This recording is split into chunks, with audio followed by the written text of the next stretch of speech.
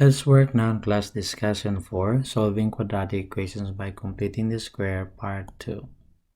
So this one now is the complete process in solving a quadratic equation by completing the square. So example 4.1, solve the equation for all values of x by completing the square. So this one is already, when we did completing the square, we have to move over the constant on the right side. So this one is already on the right side, so we didn't have to move over something. So we'll just find the number to add. So it should be x squared minus 6x plus something equals 16 plus something. Okay, so number to add, just like what we did last time. So number to add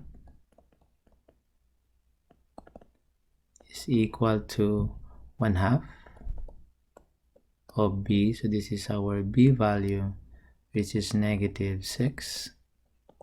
So 1 divide 2 times -6. Press enter. So that gives you -3. Then you simply square that. Then you have now -3 squared. That gives you +9. That means the number that we need to add here is 9. So this is 9. This is 9. And how do we write this one now, the completed square form? So this one would be squared equals something. Okay, so simplify the right side. So you have your 16 plus 9. That gives you 25. And then to find the terms here, we call this one as a binomial square. So x, whatever is the result here, on what part you square, so you put it here. So this is -3. Okay, now so when we are solving here, we want x to be by itself. Okay, so we want x to be by itself here, but there is a square part here. So to get rid of the square, we are going to get the square root. So square root on both sides. So this one now cancels out. So what's left here would be x minus 3 equals, and when we get the square root, don't forget your plus minus square root of 25.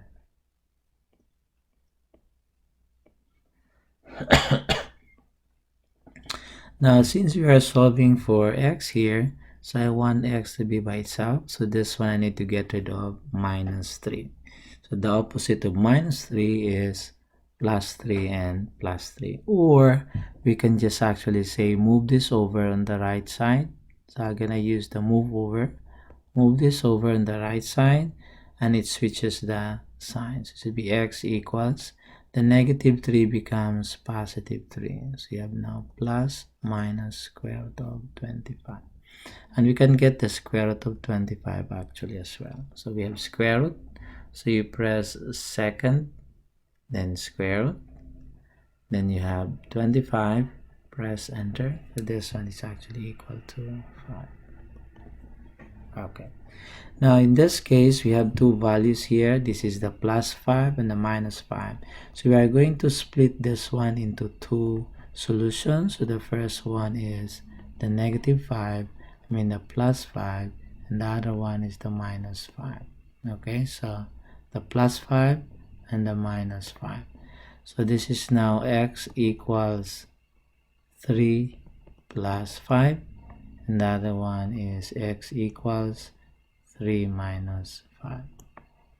So solve that. So that should be 3 plus 5 is 8, and 3 minus 5 should be 3 minus 5. That gives you -2. Okay, and these are now the two values of our x, and these are what we call solutions, okay, or the roots. So I would say our solutions, or the roots here with the added term, would be x equals 8 and x equals -2. Or you can just write this one in terms of this one, so it could be -2, and you have here 8. We use the bracket, not the parentheses. Okay, and this is not a complete process in solving quadratic equation using completing the square. It's a lot, but I want you to just be familiar with the process. Okay, let's now work on example 4.2. Okay, see if we can still remember the process. Okay, the first thing first is to move over the constant on the right side. So this one now would be x squared plus 20x equals, and when we move over, it reverses the sign, so the plus 86 becomes minus 86. So now we are completing the square now by adding something. So you have plus something plus something. Okay, now number to add, I will just be specific here. So number to add equals 1/2 of the b term. So this is actually our b. So this is 20. So 1/2 1 divided 2 times 20. Press enter. So this one gives you 10. Then whatever you have there, you simply square that. Okay, so we have here 10 squared. Press enter. That gives you 100. So that means the number we're going to add here is actually 100. Okay, now once you found the number to add, you are now ready to write this as a binomial square. So the binomial square form is this one. Okay, and it's not hard to find the terms here. The binomial square, the first term is always x, and whatever is this one here, this is the number you're going to put here. So this would be plus 10. And I think it's easy to remember, like 10 squared. So this is the one that you have to remember. And just work out the right side. So you have -86 plus 100, and that gives you 14. Now again, our goal here is to solve the equation. So I want x to be by itself. So x here is inside the parentheses with an exponent 2. So I need to get rid of the square. And the inverse of squaring is we get the square root on both sides. And this one now cancels out. So what's left now would be x plus 10 equals, don't forget the plus minus, because there are two roots of the number, square root of 14. So I want x to be by itself, so I need to remove this one.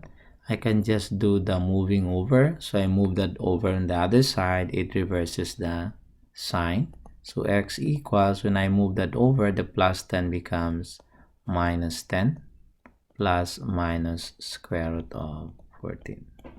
Now let's check if we have a square root of 14. So you have second square root of 14. Press enter. So when you do not have a square root, leave it like that. So we'll just have it as the final.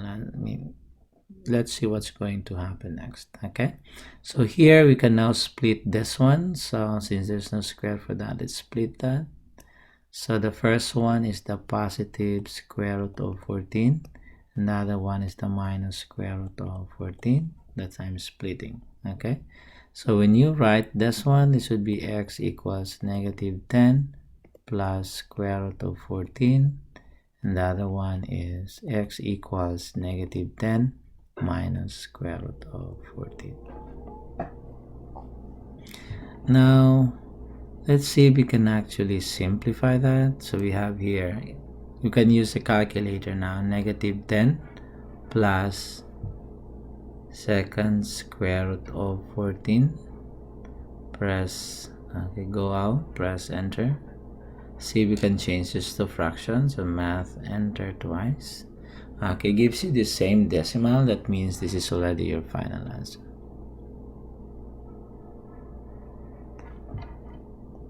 And this one also, there's no square root for that. Okay, and so therefore this would be our solution actually. So our solution